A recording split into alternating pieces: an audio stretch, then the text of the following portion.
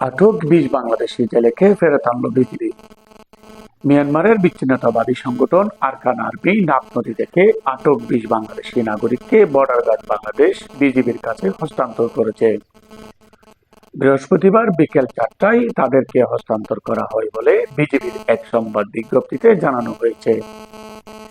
বিজ্ঞপ্তিতে আরো জানানো হয়, গত ৫ নভেম্বর আনুমানিক বিকেল ৪টার দিকে টেকনাফের শাহপুরের দ্বীপ টলারঘাট এলাকা থেকে ২০ জন বাংলাদেশি জেলে ১৫টি হস্তচালিত এবং ২টি ইঞ্জিন চালিত নৌকাযোগে মাছ ধরার উদ্দেশ্যে বঙ্গোপসাগরে যায়।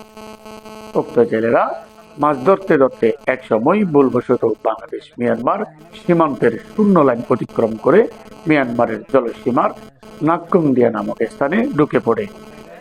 এই সময় মিয়ানমারের বিচ্ছিন্নতাবাদী সশস্ত্র বিদ্রোহী গোষ্ঠী আরকান আর্মি অবৈধ অনুপ্রবেশের দায়ে নৌকাসহ ২০ বাংলাদেশি জেলেকে আটক করে নিয়ে যায়।